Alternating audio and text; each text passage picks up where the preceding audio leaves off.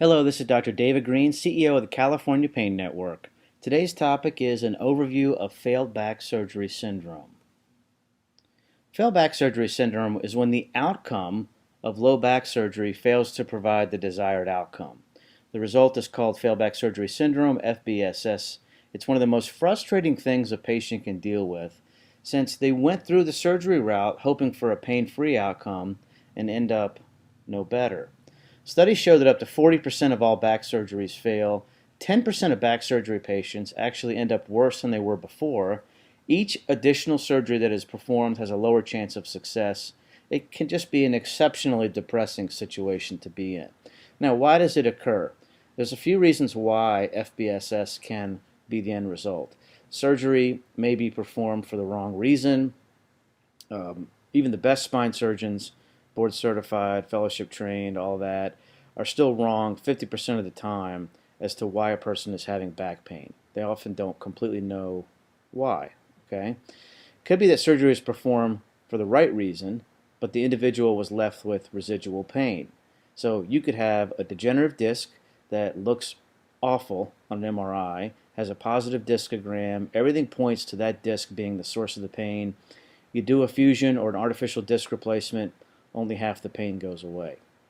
Technically, it was done perfectly, so another reason might be that the surgery was inadequately performed. Another reason could be that if it was adequately performed but a fusion doesn't occur. If that happens, if the level doesn't fuse, the hardware continues to see all the stress and keep things stable. It can eventually break, and then a person's pain can go through the roof. And the last one, it might be the outcome was satisfactory initially, but then either scar tissue forms around some nerve roots, the hardware becomes painful, or adjacent levels break down, and that can be a reason for failure. Adjacent segment degeneration, here what you see is that this hardware was placed nicely. You have these rods and screws and then a crossbar. But then what happens is, so these are fused, right? The level above looks absolutely god-awful. There's extra bone, disc bulging. So the levels above and below start to see a lot more stresses, and those can accelerate the breakdown of the areas around the fusion. So what are the symptoms? A person may have daily back pain. It may radiate into the sides of the back or the legs, can have spasms and aching, and a person can also have sciatica. Treatment options, there's quite a few. The first is you should have a surgery evaluation to see if there's a revision necessary. Hardware could be broken, you could have a fracture above or below, something that really could benefit from a surgery. Physical therapy and chiropractic treatment can always help, potentially. Things like a TENS unit, electrical stimulation, ultrasound. Spinal decompression therapy has been shown to be exceptionally helpful. If you have hardware in place with a fusion, it's contraindicated. Okay? Acupuncture can be very helpful. And then medication management might be over-the-counter stuff, non-steroidal anti-inflammatories, Tylenol. It may end up that opiates are necessary, muscle relaxers. If there's nerves involved, maybe something like Neurontin or Lyrica. Interventional procedures that can help tremendously may include trigger point injections. If you have spasms and aching, trigger points can help mitigate that. Injections around the hardware.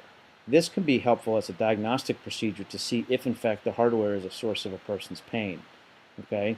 If the hardware injection helps a lot, it may be helpful to remove the hardware. If the fusion is taken and it's been, a year or so or more since the surgery, you can just take it out. It's about a 20-minute procedure in most cases.